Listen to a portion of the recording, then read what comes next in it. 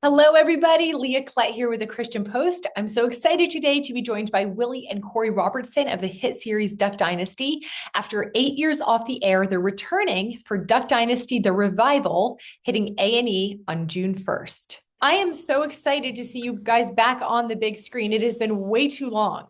Oh, thank you. We're excited too. We are. So it's been 8 years. Why was this the right time to bring Duck Dynasty back to the screen? Your family's changed, the cultural landscape has changed. Why now? Well, I guess we're up for a challenge. No, I We think were it getting was- bored. Yeah, we were getting bored. We felt like we needed to do something. Yeah, well, we had a lot of people that tell us all the time, like, "Oh, we wish y'all would come back, and we missed you guys, and want you to be on television." And the timing didn't seem right. I mean, we were glad once we got through with that one, and then everything kind of changed, and all my family kind of migrated back to the office and started working again. We were like, wait a minute, this could be a good time to show what has happened since the last television show. To do a little revival of Duck Dynasty. Yeah. Okay, I love that name because Phil told me a couple years ago just how many people he's baptized in his backyard. Is there sort of a double meaning with this revival part of the title?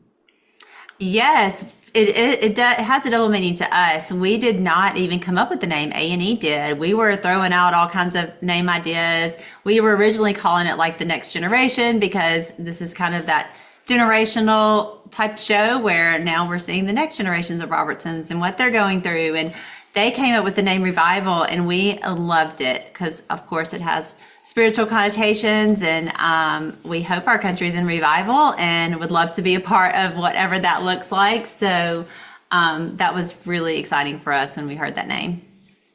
I love that. Okay, so what can viewers expect from the revival that's different from the original series? Obviously, your family has grown so much has changed. What's going to be different?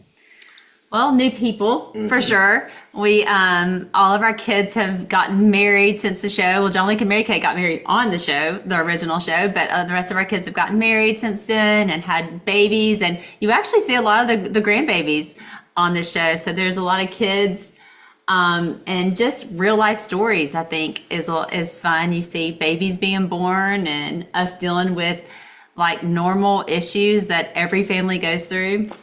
Yeah, this one's an hour long, and so the last show was 30 minutes, so a little bit more to kind of play out what's going on. Yeah, and I think you'll see more of kind of the inside of the family and how we kind of operate, because that's something that Korie and I get asked a lot, how did you get all your kids to come back and live right beside you? And so we just kind of show how that plays out because everyone's right here together, and you'll still see people from the old show as well. Uncle Si's on the show. Just I think every episode, Si shows up, and Jace, a little bit of Mom. She was on there in the beginning, and so so you get some of the past, but also kind of what's happening in the future.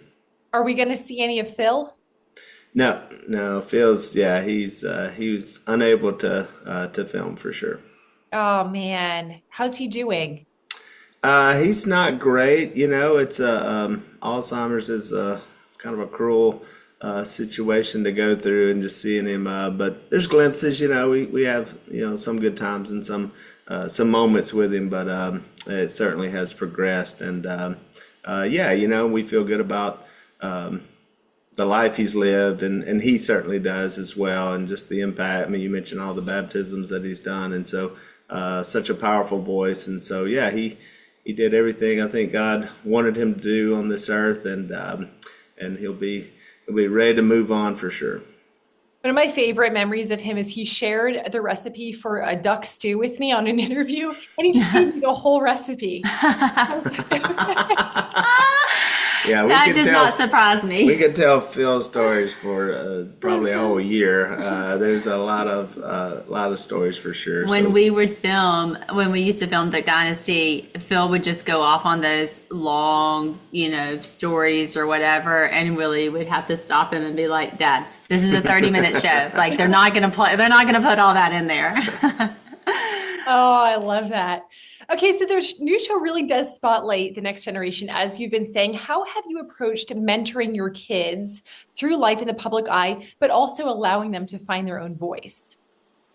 Well, yeah, it's been interesting. When the first time we did this, we said there's no handbook for when your show, you become a reality TV show. All of a sudden, your family becomes a reality TV show, and your husband becomes like a chia pet, and you're on every product in Walmart. So we were kind of all going through it together in real time as a family. And I think that's one thing that was really helpful to us, to just be able to go through it together as a family, lean on one another, talk through some of the absurdity of like fame or whatever, and so that's really kind of how we've done it this time as well. We sat down as a family and really prayed together about going into the show and what our hopes and desires for the show, and how we want to keep what's important at the front, which is our faith in God and our relationship with Him, and what that looks like to do kind of in the spotlight. And we're excited. I think that whenever we did it the first time around, we got asked this question a lot: is like, is faith going to be a part of your show? And we said that then, and we say it now. It's like, it is everything to us. It impacts every part of our life. It's not just like something we do on Sunday morning. It is our life. It's our faith and our relationship with Jesus is how we interact as married couple, as parents, as employers, employees, and all those things. And so yes, it's a part of our show because it is the most important part of our life. Why do you think audiences are so receptive, particularly to your family? Because you guys are so blatant about your faith. That's not necessarily a popular thing these days, yet you guys resonate with so many people. Why do you think that is? Well, I think it's a different way to get the message out. And, I think we think of maybe more traditional methods of preaching the gospel or church or these things that are traditional that we do. But what we found that there's a whole nother avenue through media. I think we can certainly see that from the other side and from things that are not positive and how they influence culture. And so we found that a show like this can influence culture, can teach just in a different way. It's a different way of learning for people. And then you can actually put your faith out and say, this is how we live our life. This is how we interact with one another. This is how we interact with the world. I mean, even of all the shows we've done, and we've had film crews, and we've been able to share with them, and they can witness that living in our life. And so it can be in a small way that can go to a big way as well. It sort of reminds me of, it's like the New Testament. I mean, most of the stories are small groups of people, and 2,000 years later, we're still talking about those stories, how it's impacted the greater humanity and culture. And so a show like this, I feel like, can do the same way. It'll get people to thinking, get people to talking, especially right now. As we were talking about mom and dad, as dad's nearing the end of his life, is what we're passing down to our children and then to their children. We can have fun. We can teach them all sorts of things that we like to do growing up that was part of our way of life. But the main thing is the faith, and it's what's kept us together. It's what brought Phil out of a dark place, like the movie The Blind Show that we put out last year. It's what kept their marriage together. It's what kept my family together. It's what led to us coming here to this town where I met Korie, and we met our spouses, and we have our children. So the faith was so fundamental and crucial to our lives. Without that, there wouldn't be Duck Dynasty. There wouldn't be a company, a business. Our lives would look completely different. So that's why we put it out there. And so once we figured out different ways to say, oh, this is a great way to share the gospel, we did it with the movie The Blind. We've done it with television. And so not that traditional methods aren't great, and they are. We want to be in every space we can to be able to show people the love of Christ, the light that we have, that we can reflect that. And I think television is a great way to do that. And when hopefully we've inspired others to do that, as we've been inspired as well by others who have put that out there in a different way. Yeah. What was it like having cameras back in your house for the first time in almost a decade? Were you excited, or was it just sort of like, all right, Here we go. Yeah. I think a little of both, honestly. Like we had moments where we were like, this is going to be so fun. We're so excited to do this and do this as a family. And then we actually had one family kind of like get together meeting where Willie scared everybody because he went into this coach mode of like, this is going to be hard. You're going to have to go all in. You're going to have to, things are going to change, this kind of thing. And after it, everyone was like, wait, are we really doing this? But it is, it's not always easy. It is like long days of a lot of people in your house. And, sometimes you're like up late the night before because you had something. And then the film crew shows up early in the morning. You're like, okay, here we go.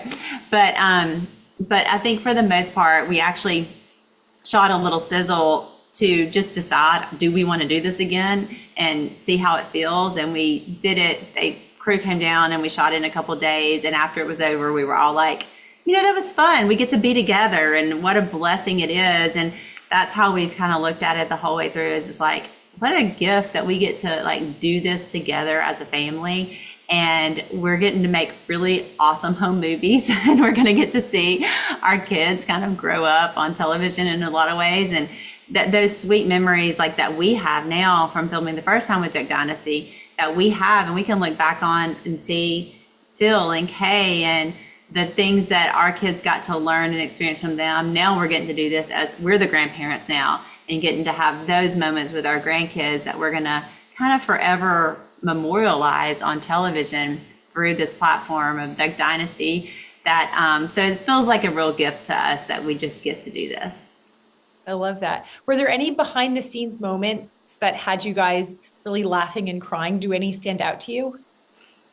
There's a lot. Yes, actually, yesterday or the day before yesterday, I didn't film yesterday. The day before yesterday, we filmed this episode that is, I was like wheeze laughing. I was laughing so hard. And it was Rebecca, and Rebecca is, everyone will find out, she is hilarious and more funny than you probably realize. And she just was having this conversation that I could not stop laughing.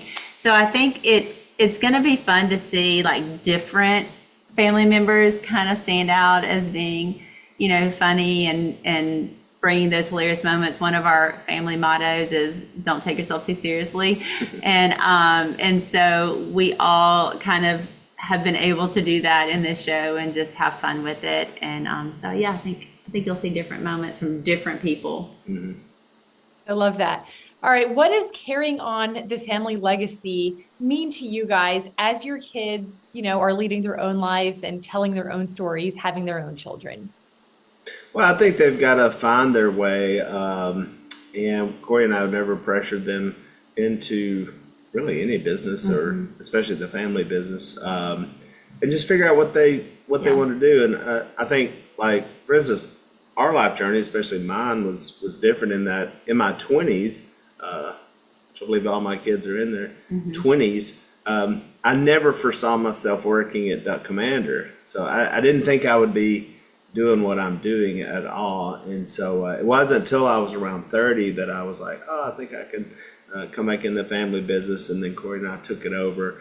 So you never know what's going to happen, how you could change, And so what you think at 25 could be totally different at 30 or 35, and so I always keep that in mind with my kids and my little son and daughters-in-laws, that you just never know where life may take you.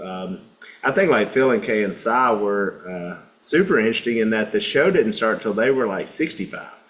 And so they had thought like they had done everything in life that they were going to do, as far as vocation, I guess. And then boom, you have this whole new thing happen at kind of the latter stage of their life. They write tons of books. They do podcasts, which, I mean, at 60, Phil probably had never heard of a podcast and what that even was. And then to find himself in there. So you just never know. I mean, life has all sorts of things. And I think God opens up doors. And so you look up and go, wow, this is where we're at. So you never know, especially with our kids being young. Yeah. And figure out what they're going to do in life. And they've got some opportunities, but it could change. And fortunately, like I said, they're all kind of here, and they are in some type of business around our business as well. And so there's new businesses that have cropped up inside of the Duck Commander building. And the viewers will see a lot of those things that we have going on that have nothing to do with ducks or duck calls, but we're all, offices are beside each other. It's kind of fun how it plays out. Yeah, I love that. Just one more question. I have 4 little kids. They're all under the age of 7. What strikes me about your family is how your kids are walking with the Lord. They're so family oriented. How have you fostered that in your kids from a young age? Well, one of the things I was thinking of as Willie was talking, as you asked that last question, was I think we were more concerned with who our kids were going to be, not like what they were going to be when they grow up, just the type of values that we were instilling in them and the type of people that they are, their character, and how they treat others and how they love the Lord and how they love other people, which is the greatest commandment, love God and love others. And so not as concerned as a parent as like what they were going to be when they grow up or what job they're going to have or whatever. And so I think, part of it is just as parents, when your kids are little like that,